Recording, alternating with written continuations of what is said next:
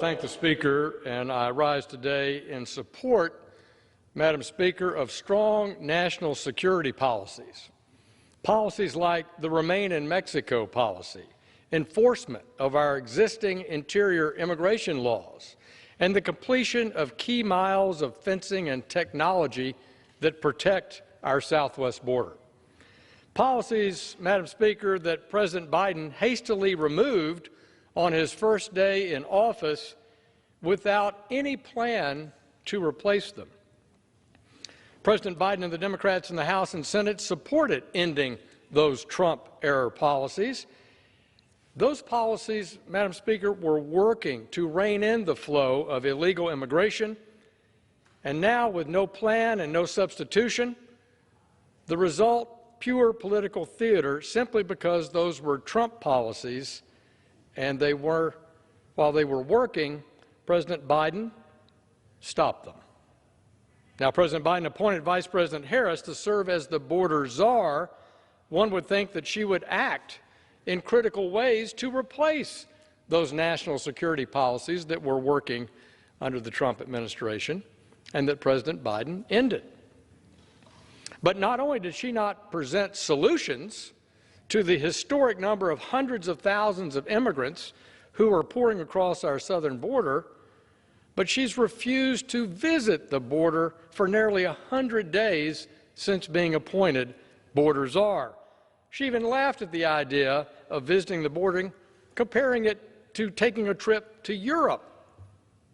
Finally, after cries from the American people and calls from House and Senate Republicans, she did agree to take a trip to the border. Now, Madam Speaker, I've been to the border 7 times over the past 5.5 years, most recently in April. And specifically, I traveled to the Rio Grande sector in the Rio Grande Valley. And the conditions I found there were worse than I've seen on my previous trips. In fact, the Border Patrol estimates that the cartels in Mexico, the drug cartels in Mexico, made $400 million in February alone in human trafficking. Now think about that. $400 million in 1 month by charging $5,000 to $9,000 to traffic hundreds of thousands of innocent people across the border. Some innocent, some not. And this drugs and human trafficking challenges are just part of the crisis at the border. Because while Border Patrol and Customs are working on the humanitarian elements of this crisis, drugs are coming across the border and criminals are coming across the border. In fact, Madam Speaker, we've interdicted in the first 6 months of this year enough fentanyl to kill 500 million, kill all of in America. It's shocking that we've interdicted that much fentanyl drug that it could kill everyone in this country. Because only the amount in a sweet and low packet, Madam Speaker, that much could kill 500 Americans. So this is a deadly drug. Now, the Vice President chose to visit El Paso.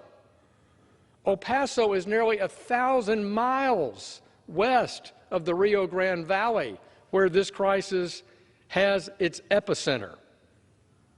If she'd gone to the Rio Grande Valley, she would have seen cartels dropping off migrant families by the dozen, holding camps for migrant families, struggling to get the water, time, and care that they need.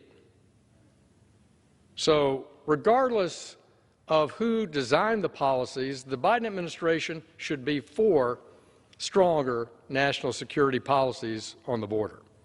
But the Biden border crisis reigns out of control, and it's going to take more than a short public relations visit to El Paso to fix it. I encourage the Vice President and the administration to come to the table with Republicans in the House and Senate and implement strong national security borders and reform our broken illegal immigration system. Madam Speaker, I rise today to announce that the Congressional Task Force on Americans Wrongfully Detained Abroad has been initiated by Congressman Ted Deutsch of Florida and myself.